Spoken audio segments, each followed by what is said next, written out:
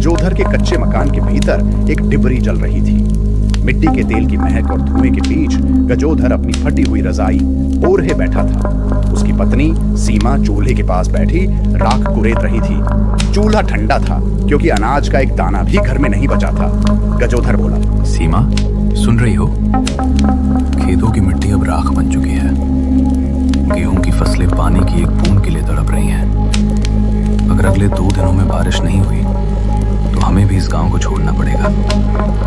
भूख बर्दाश्त हो सकती है सीमा, पर यह प्यास, ये गला ऐसे सूखता है जैसे अंदर कोई आग जल रही हो। छोड़कर कहाँ जाएंगे जी? हर तरफ तो यही हाल है।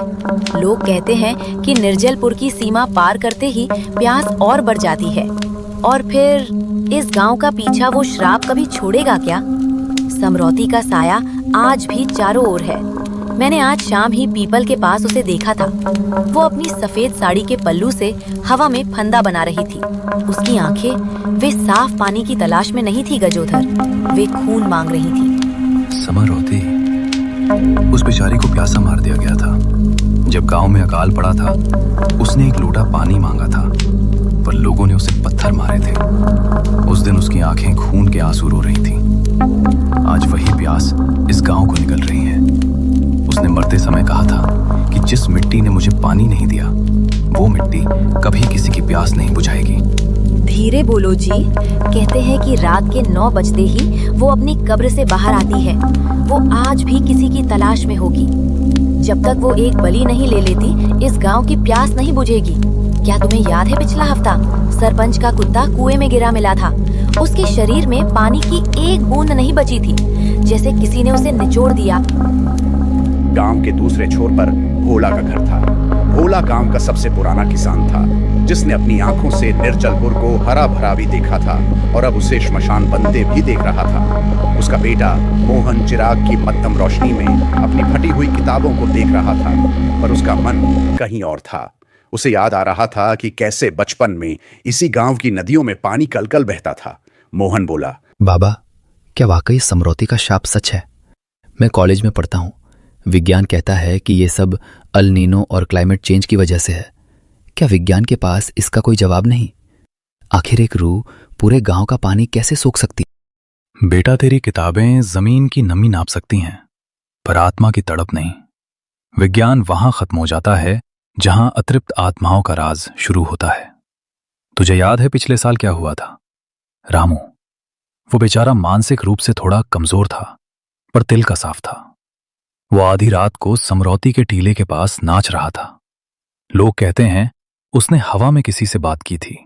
वो कह रहा था, लो मां, मैं पानी लाया हूं, जबकि उसके हाथ खाली थे। हो सकता है उसे मतिभ्रम हुआ हो बाबा। डिहाइड्रेशन से इंसान को अजीब चीजें दिखने लगती हैं। मतिभ्रम? अगले दिन रामू की लाश कुएं के पास मिली। उसके शरीर में खून की एक बूंद नहीं थी। चेहरा ऐसा सूख गया था जैसे महीनों से धूप में पड़ा हो। आंखें फटी की फटी रह गईं, जैसे उसने मरने से पहले साक्षात यमराज को देख लिया हो, जैसे किसी ने उसका सारा रस सोख लिया हो। क्या तेरा विज्ञान बता सकता है कि एक रात में जवान आदमी की खाल बूढ़े की तरह कैसे लटक गई? और उसी रात बारिश हुई थी। हां, जैसे ही समरौती को खून मिला, आसमान फट पड़ा। लेकिन वो बारिश भी खौफनाक थी। इस साल फिर वही सूखा है। अब गांव में कोई ऐसा नहीं जिसे बलि चढ़ाया जा सके। हर कोई अपने घरों में दुबका है। जानवरों तक ने गांव छोड़ दिया है। बस हम बेबस इंसान यहां अपनी बारी का इंतजार कर रहे हैं। अचानक दरवाजे पर एक जोरदार दस्तक हुई। खट खट खट। हवा की एक लहर कमरे के अंदर आई और चिराग बुझते बुझते बचा। भोला और मोहन के शरीर में बिजली दौड़ ढह गई। दोनों की सांसें रुक गईं। इस रात के वक्त गांव में कोई किसी के घर नहीं जाता था। कौन है? गजोधर, तू है क्या रे? या कोई मुसाफिर रास्ता भटक गया है? अगर मौत है तो सामने आ, लुका छिपी मत कर। दरवाजे के उस पार से एक भारी पर जानी पहचानी आवाज आई। नहीं बोला चाचा, मैं हूं विकास, मोहन का दोस्त। मोहन ने झपट्टे से दरवाजा खोला और विकास को अंदर खींच लिया। विकास का चेहरा पीला पड़ता था और उसके कपधों पर धूल की मोटी परत जमी थी। वह जोर जोर से हाँफ रहा था, मानो मीलों दौड़ कर आया हो। उसकी आंखों में एक अजीब सी चमक थी जो डर और उम्मीद का मिला जुला रूप थी। भोला की पत्नी सरस्वती रसोई से बाहर आई।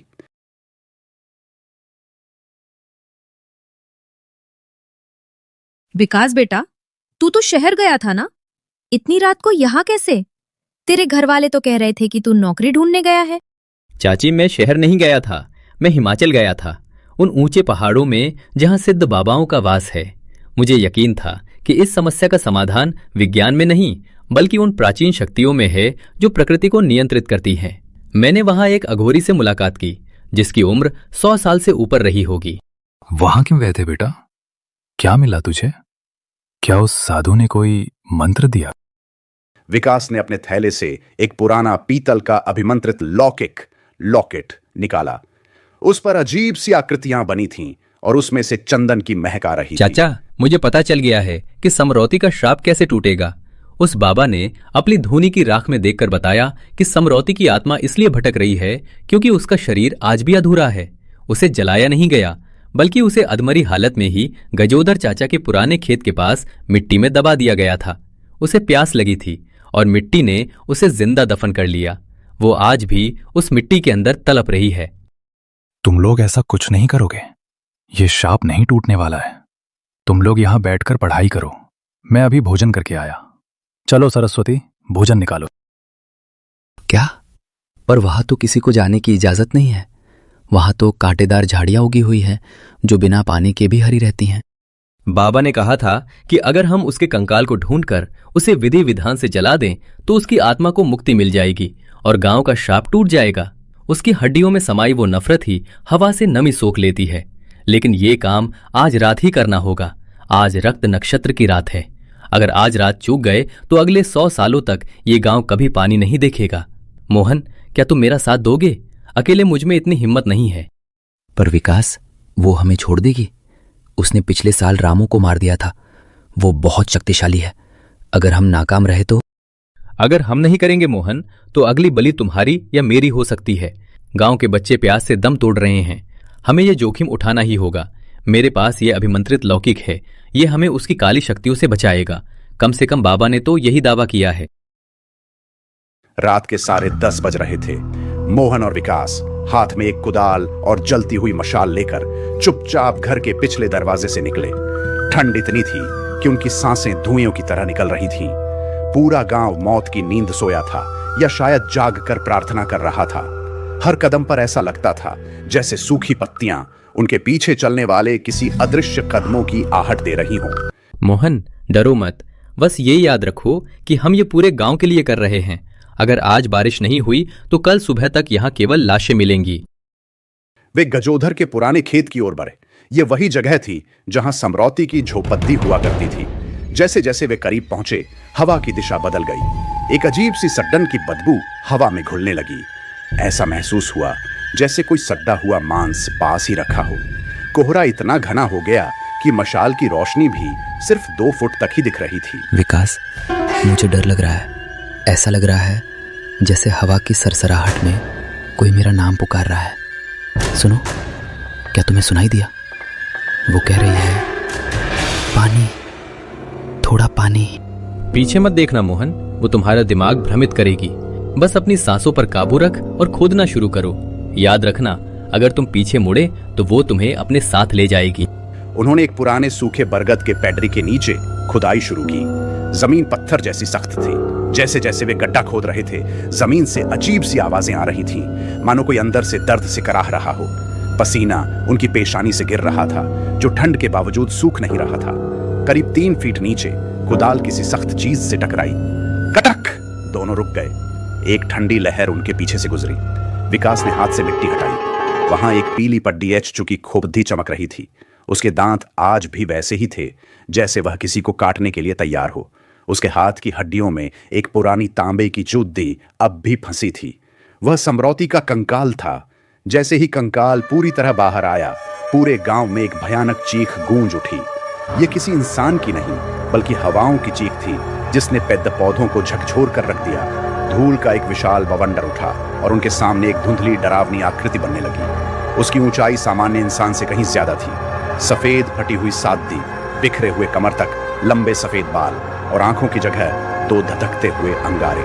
वह समरौती थी। उसके हाथ लंबे और नाखून काले थे। तो आज 2 जवान शिकार खुद चलकर आए हैं। तुम्हें क्या लगा उस बुढ़े बाबा का खिलौना मुझे रोक लेगा? आज मेरा उपवास टूटेगा। तुम्हारा गर्म खून इस सूखी धरती को तृप्त करेगा और मेरी प्यास बुझाएगा। तुमने मुझे खोदकर बाहर निकाला है, अब तुम मेरी चिता की लकड़ी बनोगे। समरौती ने अपने हाथ हवा में लहराए। अचानक मोहन और विकास का दम घुटने लगा। उन्हें ऐसा लगा जैसे उनकी नसों का खून जम रहा है। वे जमीन से 2 फीट ऊपर हवा में उठ गए। अदृश्य ताकत उनका गला घोंट रही थी।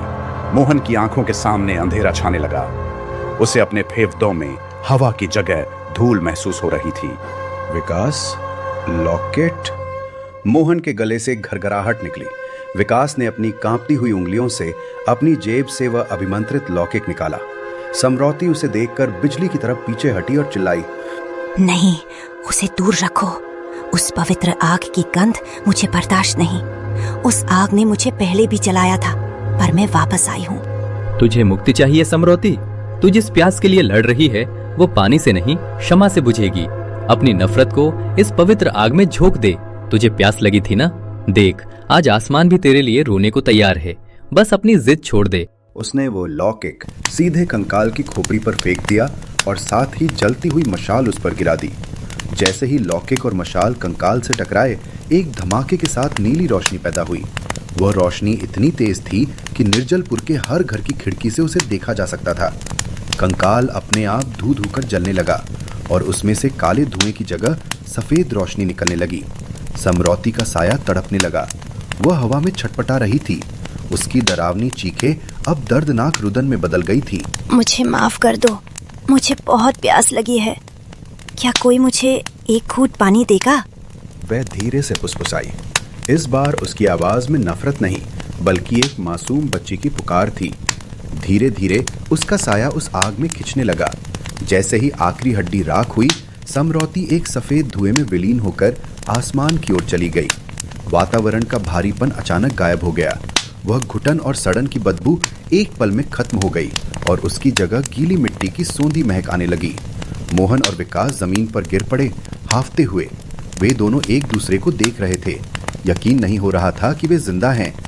तभी उन्होंने दूर से मशाले लिए हुए लोगों को आते देखा। गजोधर और भोला दौड़ते हुए वहां आ रहे थे। मोहन, विकास, क्या हुआ? भोला ने चिल्लाकर पूछा। उसने देखा कि वहां केवल राख का ढेर बचा है और हवा में एक अजीब सी शांति है। मोहन ने आसमान की तरफ इशारा किया और मुस्कुराते हुए बोला, बाबा, अब हम आजाद हैं।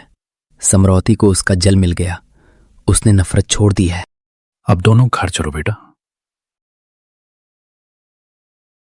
तभी आसमान में एक जोरदार गर्जना हुई। ऐसी गर्जना निर्जलपुर ने सालों से नहीं सुनी थी।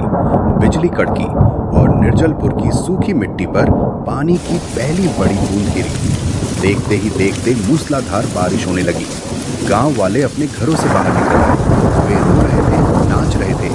लोग अपनी छतों पर चढ़कर बर्तन भरने लगे। गजोधर ने हाथ फैलाकर बारिश की बूंदों को महसूस किया। अमृत, ये अमृत है। सीमा देखो, कुआं भरने लगा है।